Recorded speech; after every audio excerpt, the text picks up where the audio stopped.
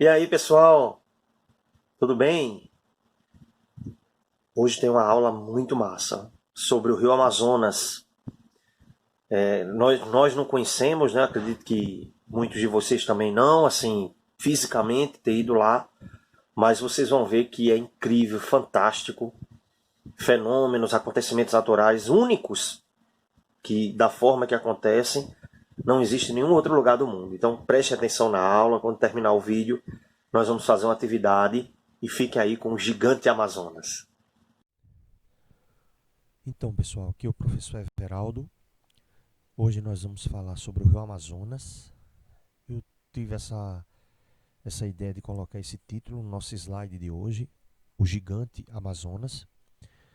Vocês vão entender e vão perceber que este rio ele tem características, né? Ele apresenta uma situação natural que poucos rios do mundo possuem.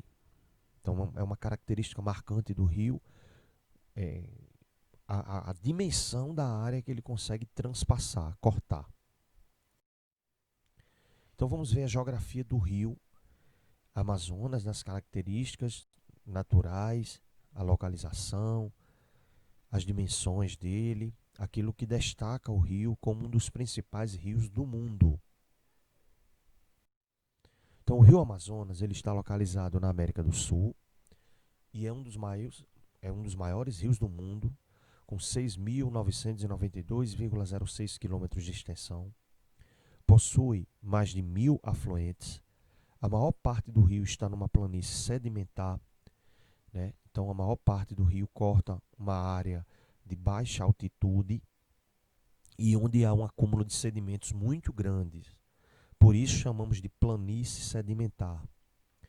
A vegetação ao seu derredor é predominantemente de floresta equatorial, que é a característica da região, né? A floresta amazônica, ela é classificada como floresta equatorial. E a gente pode perceber que tanto a bacia hidrográfica como o próprio rio e a floresta, além do estado, né, todos têm nomes, vamos dizer assim, parecidos, né? Mas quando estivermos nos referindo ao rio, nós temos que escrever Amazonas. Então, você não pode colocar Rio Amazônia. Se você estiver falando do bioma, se você estiver falando eh, da floresta, aí você pode usar a Amazônia. Mas Amazonas ou vai ser o nome do rio, no caso que estamos tratando aqui nesse slide, ou da, da bacia hidrográfica, né, do rio Amazonas, ou do estado, ok? Então nós temos um mapa aí que foi desenvolvido, confeccionado no ano de 1598. Dá para perceber, dá para entender a dimensão, é, importância na época, né, do rio, principalmente pela sua ligação com o mar. Então a gente vai ver aqui, ó, que aqui já tem claro o desenvolvimento, vamos dizer assim, desta área.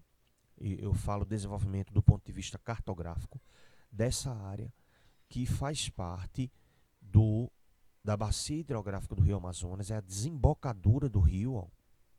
Aqui uma pequena demonstração da ilha de Marajó e outros elementos que eram representados na época nestes tipos de mapa, como povos indígenas, animais selvagens, naturais, né, da floresta, ilhas, o próprio Oceano Atlântico aqui, como podemos ver. Então, este mapa ele é confeccionado numa época de interesse de exploração desta região. E a exploração desta floresta, ela se deu principalmente através do rio. Nós temos aqui um outro mapa com aproximação, né? Dá para a gente ver aqui, ó, esse trecho ao qual estou passando o laser, onde passa o rio Amazonas. Aqui, mais uma vez, a desembocadura do rio, onde o rio se encontra com o mar, né?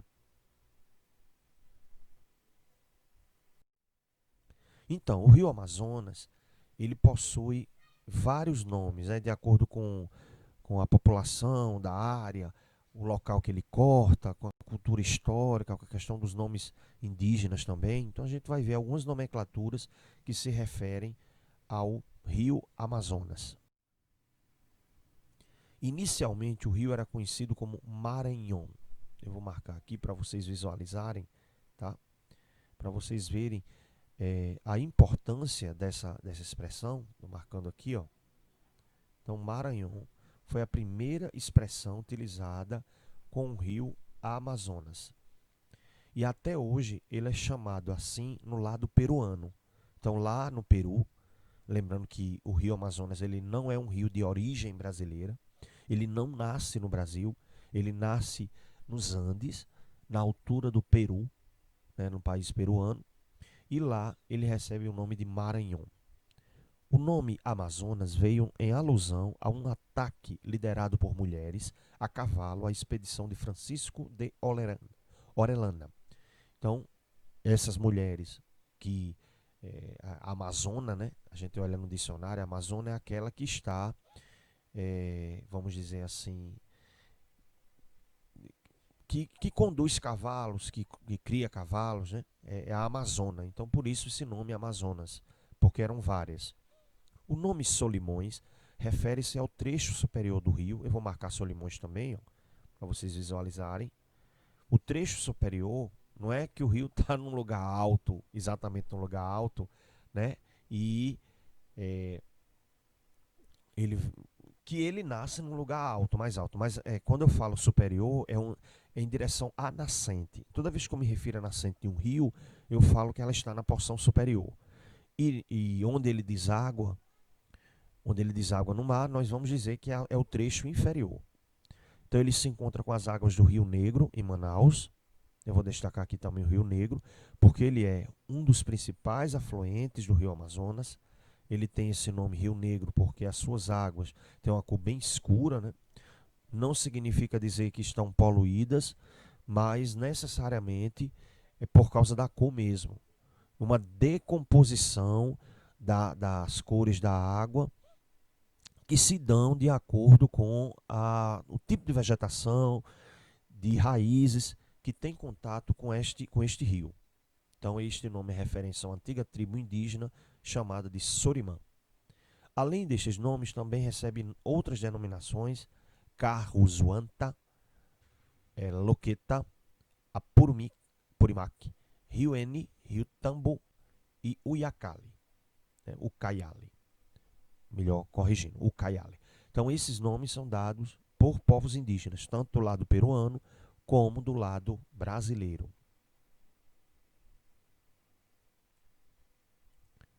Então, vamos passar, né? Uma breve história do rio, tá? Então a gente vai ver aqui a breve história do rio Amazonas. Então, em 1500, o explorador espanhol Vicente Yanes Pizón, conhecido Pizón, né, mundialmente, foi o primeiro europeu a navegar no rio. Oficialmente, se tem registro que isso foi documentado por ele mesmo, né, através de descrições de cartas. Ele foi o primeiro a navegar o rio. Povos pré-colombianos na ilha de Marajó, né, também esses povos eles faziam parte, inclusive você tem um artesanato na ilha de Marajó que é herança disso. Temos também o caso de Lope de Aguirre, em 1560, foi outro grande desbravador da Amazonas, e a fundação de Barcelos, que hoje é um município do estado do Amazonas, em 1758, que fica bem no interior da floresta, mas também próximo ao rio. Então nós temos aqui fotos, né, de Barcelos, que fica às margens do rio. Vocês têm aqui uma igreja, né? Vou colocar o laser novamente para ajudar na explicação. A gente tem aqui a igreja. Temos também casarões, né, antigos. É uma característica que mostra o tempo de ocupação desta região e deste rio. Nós temos um mapa aqui onde ele mostra a parte inferior do rio, ou seja, onde o rio deságua no mar. A ilha de Marajó, né, o rio Amazonas, alguns municípios, algumas cidades do estado do Pará. O rio corta também o Pará. Inclusive, ele mostra aqui também nessa escala o rio Tocantins, desaguando na Baía do Marajó, que não fica exatamente na ilha do Marajó, mas tem o nome de Baía do Marajó, e passando por Belém. Então, o rio Amazonas ele não passa em Belém. Se você for visitar Belém do Pará, eu tenho alguns amigos inclusive eu tenho uma colega que a família do esposo dela é do Pará, né? E eu converso muito com ela, pergunto, porque eu particularmente não conheço, eu não fui lá fisicamente, apesar de estudar, de acompanhar, mas eu não conheço fisicamente o estado do Pará. E o rio Amazonas ele não passa por Belém. A gente percebe aqui, ó, onde ele está passando e aqui. Quem passa por Belém é o rio Tocantins. Nós temos aqui um outro ponto, né, que fica justamente próximo à desembocadura. A gente vê que tem também uma influência da formação de manguezais já aqui, porque a água do mar ela tem contato com o rio nesse trecho. A gente vê os transportes, né, que são importantíssimos. O rio Amazonas é um dos rios mais navegáveis do mundo. E se eu não me engano, em quantidade de população se deslocando, ele é o que tem o maior uso diário do mundo. Então, para muitos lugares aqui não existe estradas, rodovias, né? Ou você chega de avião, e em muitos casos não consegue chegar de avião, porque em alguns lugares não tem uma pista de pouso. E, na verdade, o principal transporte dessa região ainda é o hidroviário. Inclusive, nós já acompanhamos diariamente, ou algumas vezes, né, que acontece, mas diariamente as notícias, e de vez em quando barcos, balsas naufragam neste rio.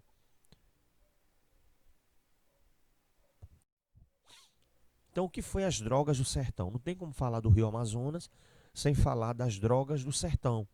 Então, as drogas do sertão, elas eram especiarias, produtos exóticos que você só tinha nessa região amazônica e que tinham importância muito grande na produção de remédios, de essências, né?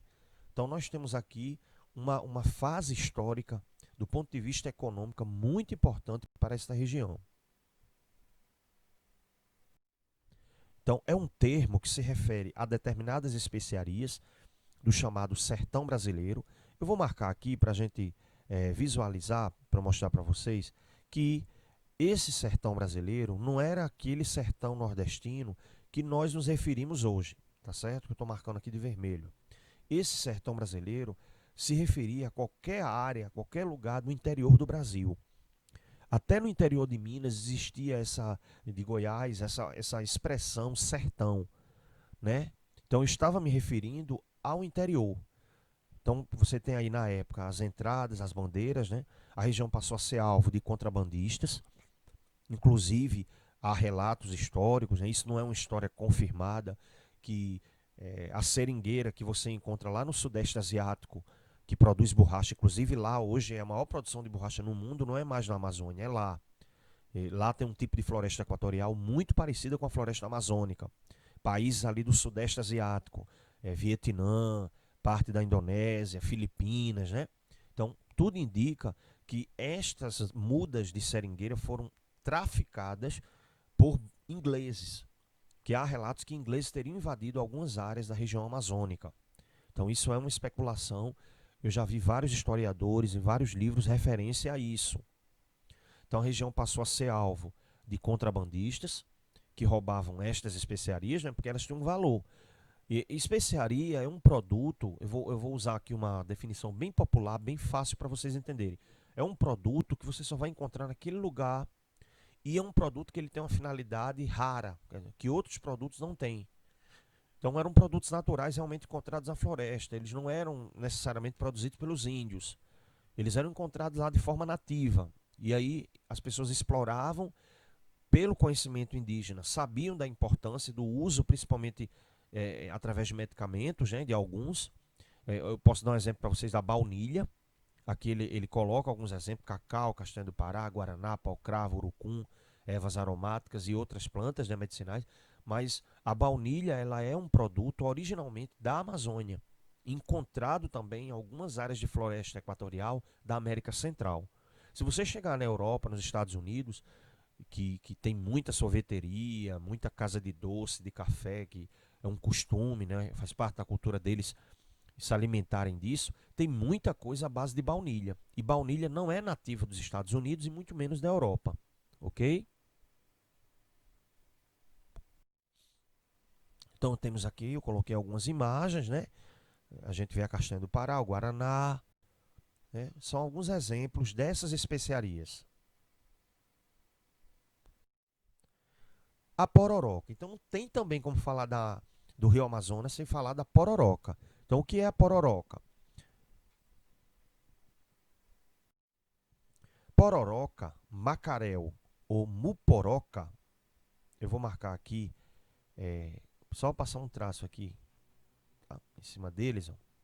É a forma como são denominados os macaréus que ocorrem na Amazônia. Trata-se de um fenômeno natural produzido pelo encontro das correntes pluviais com as águas oceânicas. Pororoca origina-se do tupi pororoca, que é o gerúndio do verbo pororogue, estrondar, né? Então, ou seja, a água ela vai ali se chocando através de ondas, né? E este fenômeno é explicado justamente pelo movimento de força entre uma corrente e outra, ali naquele recurso hídrico. Correntes contrárias se chocam. E aí, por esse motivo, nós temos a formação da pororoca.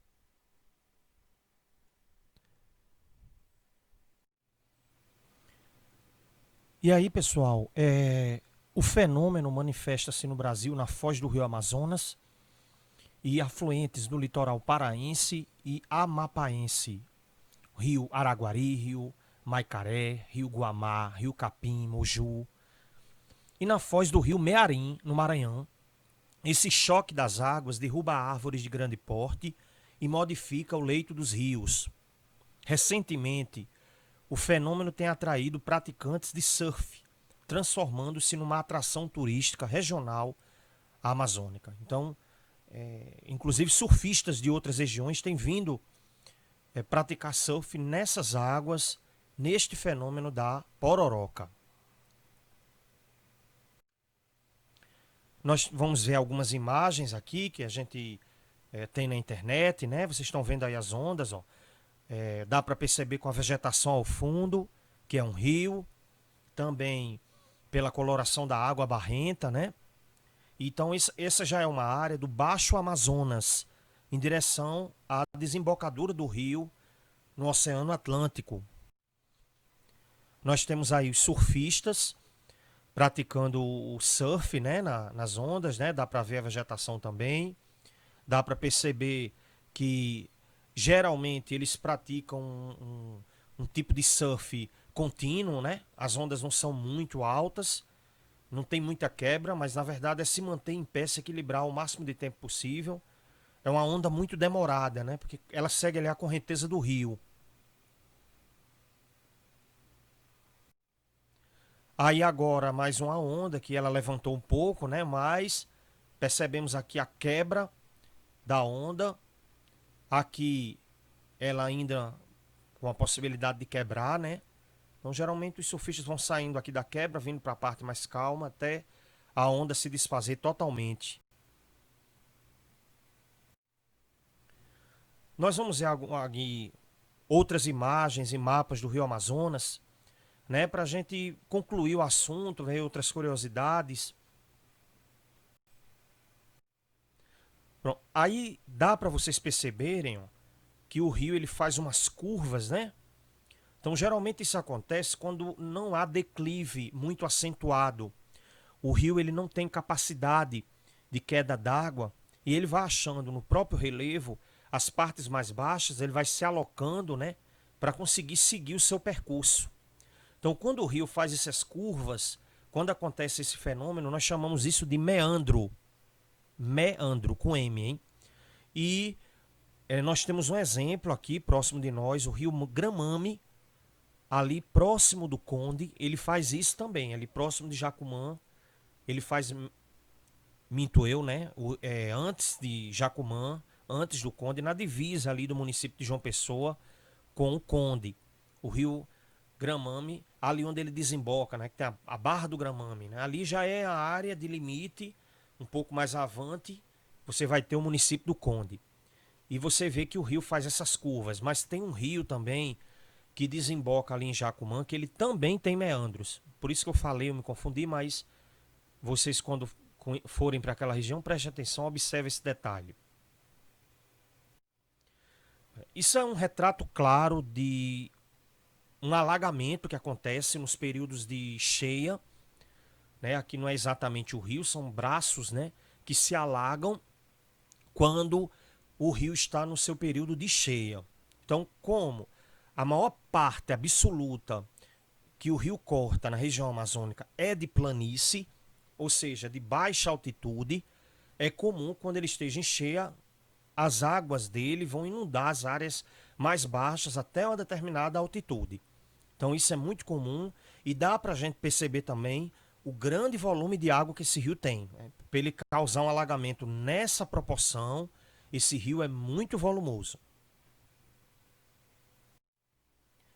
Uma outra imagem que eu acho show de bola, né? Isso aí é o encontro do Rio Negro com o Rio Solimões. O Rio Solimões é o Rio Amazonas, né?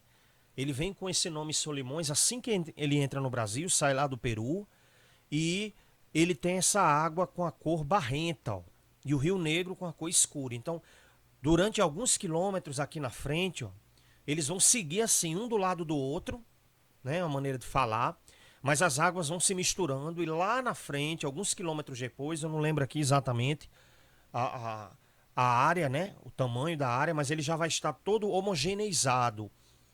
Com uma tendência, ele vai ficar mais parecido com essa água barrenta do que com essa água escura. Então, por isso, essa área aqui é Manaus, né? A capital do Amazonas, está passando todo dia na TV.